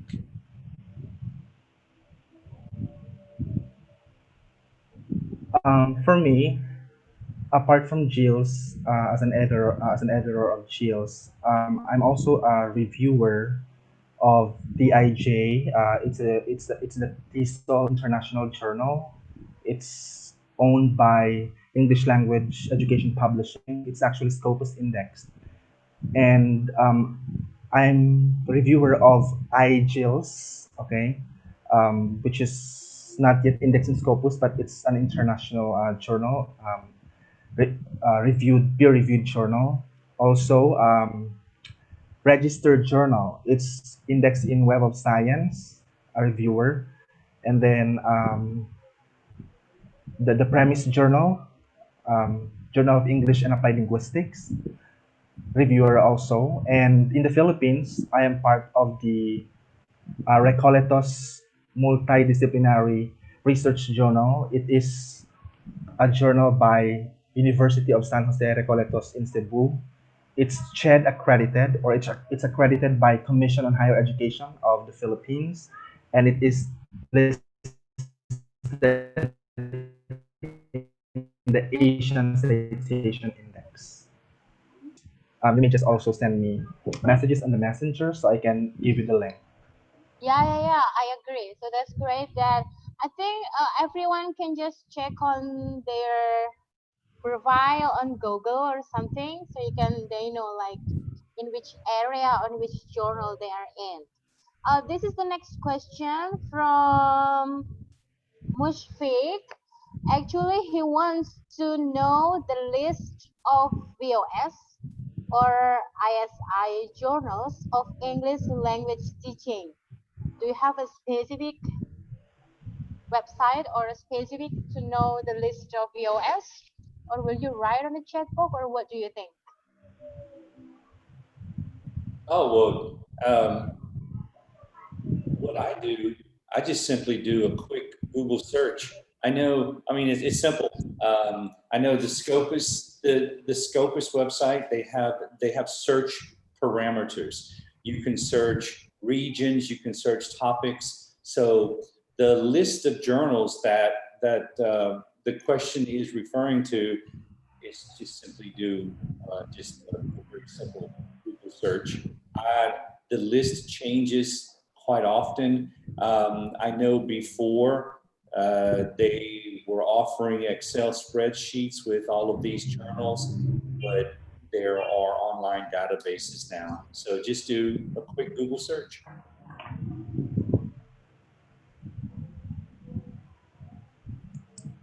Bon Jovi? Yeah, same Okay. answer. Same answer. Same answer. It's as easy as just putting the words on Google. Okay, that's the This is going to be the last question. And so from Mrs. Ari. So most of reputable journal put the novelty at the top of the consideration. So they make the novelty as the priority and the second is the content. While others journals put the content first and the novelty. So yeah. So which one do you think like the better one? So if we are, for example, the theme of the journal, editors, should we make the priority? I mean, should we make the novelty into the first priority or the content first? Or what do you think? Thank you. Bon Jovi. Um, I think novelty and content are, they may be different, but when we talk about novelty, that should be seen in the content of the paper. Um, if I were to choose, well, of course, when you conduct a study, you determine a gap, and there was a need to conduct a study. You don't just conduct a study because you were forced to, and so you created your own gap. You conducted the study because there is this gap or there's this missing dot that you've seen in literature and you want to connect them, and you're putting up a whole new study to do that. Or it can be from the lens of an action research, there's a problem and so you're resolving that problem. So yeah, we really have to consider the novelty, but everything will follow. I'm not sure what you mean by the content, because the content itself should be representative. I mean, yeah, should be representative of the novelty the paper is trying to fulfill. Okay, perhaps you might mean the language, or the style of the writing. If the paper is well written, it doesn't have to have the novelty. Well, I think that's not the case. It should have still the novelty, plus it should be written properly for international readership. Yeah, good. Just recently, I reviewed an article for a journal, and the author said that there has never been, or there always was, they're using these definite terms. So the author says there has never been this type of research done before this time period. I went to Google Scholar and I typed in the topic, in quote, and boom, it came up 14 different articles about that particular topic. So in my review of the article, I wrote a simple note to this author. I said, look, before you use always or never, these terminus type words, just do a simple Google Scholar search. And I sent to them the links of all these articles that are, similar, or even some were the same as their topic. So sometimes I find that novice researchers tend to find novelty in everything. They get very zealous and they say, well, this has never been done before. Did you do any sort of literature review? Oh yes, I read 10 articles. Really? Well, I can, you know what? Let me show you this right here. You see this binder? This binder is a 3-inch binder, and it is packed with 120 articles. I have this on my desk all the time. I have this on my desk all the time. I have books. I have, well, I don't want to show you my office because I'm a bit embarrassed. But if you read and you have an assumption and you're like, well, you know what? I think this might not be researched. And from your assumption, you create this hypothesis. The assumptions are based on this implicit feeling. You think, you hope, you believe, you dream. And that's where the novelty comes from, okay? I love Bon Jovi's answers because I really think Bon Jovi and I might be brothers, just brothers from different mothers, you know? And it's hilarious to me because I know when someone is a novice research, when they use the words like never, always, and then they come up with this novelty concept that, no, it's been done before. So look, novelty and content, they're different, but they work together. There has to be content, there has to be novelty. So Yeah. do a literature review. Don't come to me and say, oh, my students, oh, Ajahn David, I read 2 articles about this. Go home. So, okay. Okay.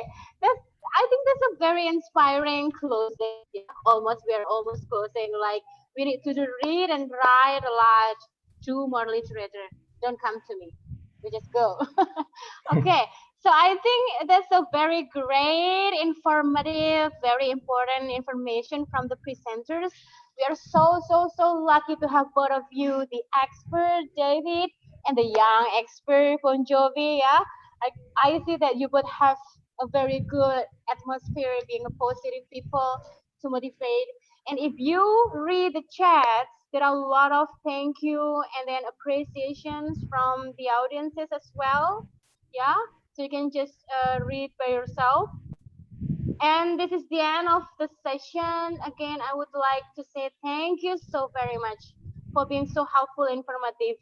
And I would like to again remind all the audiences that you have already got the link of survey.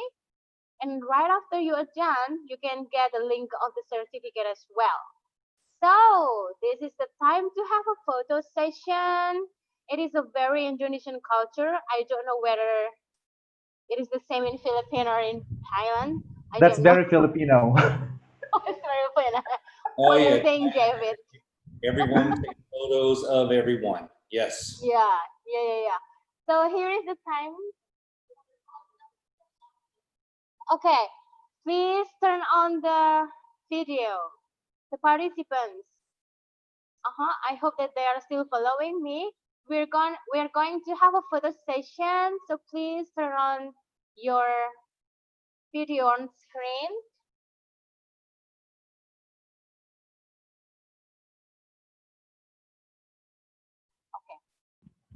Okay. That's a Snoopy on the wall of your office, right, David? Snoopy? Yeah, that's on the back of the wall. That. Yeah. Do you need me to? Yeah, sure.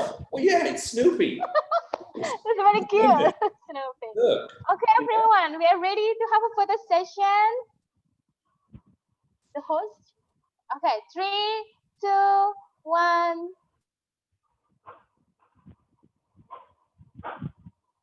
Okay, we go on the next slide. The next participants.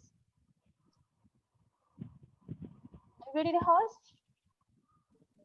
Wait. Okay, hang on. Okay, 3, 2, 1, go.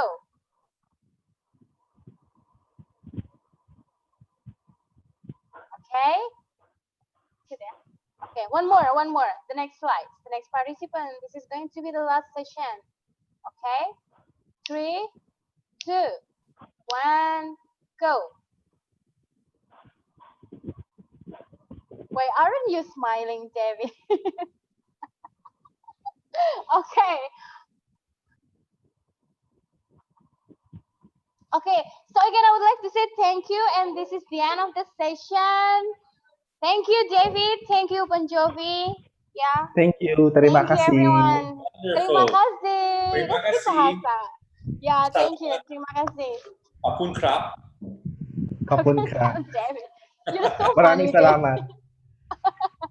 Thank you, Okay, thank you everyone so much. from Philippines. Thank you po for those who attended, especially my Yeah. friends and colleagues from the Philippines. Yeah. Thank you, David and Bon Jovi. Nice to have you here. Thanks. Thank you. Yeah. My email is my name at gmail.com. David D. Paradin at gmail.com. gmail.com. Okay. Everyone is unmuted right now, so you can say everything to the speakers if you have or if you want. Thank you so much to the speaker, Sir David and Sir Bon Jovi. Thank you. Sir Bon Jovi. Yeah, Sir everyone Bonj, can thank say. you. Thank you. Thank To you. Sir David and Sir David, Bon thanks. Jovi. I'm from Tomohon, Sulawesi. Okay, thank you, Dev. Bon Jovi. See you Thank in you. Lampung. Okay, the Central Lampung. Miss Aini, thank you. Send a best regards to Miss Ria. Yeah. Miss Annie, thank you so much. Thank you, guys. You're most welcome, everyone. You're Thank most Thank you, welcome. great speakers. Thank you very much for sharing, speakers. Excellent. Sa mga Sir Bon Jovi, thank sa mga you. nasa Pilipinas, Thank you. hello. Thank you Maraming po. salamat. Sir Bon, Friends thank of Bon you. Jovi. Sir David as Thank- well. Thank Yeah. you. Sir Bon Thank you Jovi, so we are much. very proud of you from the Thank you, Sir Philippines. Stephen Choi. Salamat, Shopee. Sir Jason Romero Thanks, Sir from Bon. RTU. Thank you po. Hello, Sir Jason, Rizal Technological University. Jupi, would you like to sing one of your songs? Well, I guess. I don't sing. I'm sorry. I think we are making friendships out of the webinar. Thank you so much for the Yeah. organizers. We are meeting a lot of people in the professional world. Oh, that's so sweet. Thank you. You are most welcome, everyone. Bye. Pak Okay, Miss Abdullah. Aini, next time you have to collaborate with EIN Kediri and Style Marif Kalirejo in Central Lampung. For sure. When will be the next Okay. webinar? We are very Yes, I'm glad waiting to. for the Thank registration you, Ma'am form. Saiki. Thank you, Ma'am Leftalia. We are excited to attend again to the next Okay, I think webinar. I forgot to announce you that our third series of online seminar will be next week on Wednesday. Yeah, we have six Wednesday. series. Okay, I'm We waiting have for it. 6 series, and they will be always on Wednesday. I'll let you know on the social media or many things to post the flyer. Yes, thank you. Thank Bon you so much, Jovi. ma'am. Thank you. Yeah. You have a lot of Okay, fans see you, here. David, Bon Jovi. Yeah, I have my co-teachers from Jose Rizal Thank you guys University. so much. Oh, really? And Who stay is that safe. co-teacher? Sir Bon Jovi, one of our alumnus, is your co-teacher at the Jose Rizal University. Wow, that's great, Sir Maliban. Yeah. Oh, the Filipinos who are still on this webinar. I did. Yes, Sir David. I did my bachelor's degree at Philippine Christian University. Mm-hmm. Oh. Wow. In Manila. Yeah, I've seen your photo on Facebook on your graduation. Oh yeah. Wow. Everyone is still excited. So we hope everyone is leaving right now. Yes. Okay. Thank you so much, ma'am. Ma'am, Wow. please send us an email invitation for the next webinar. We are very glad to attend again. Thank you so For much, sure. ma'am.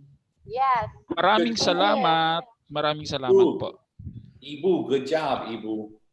Ah. Ibu, good job. Thank you, Ibu. David.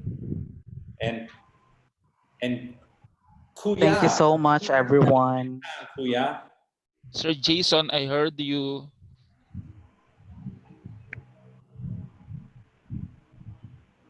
Kuya Bon Jovi is my new hero.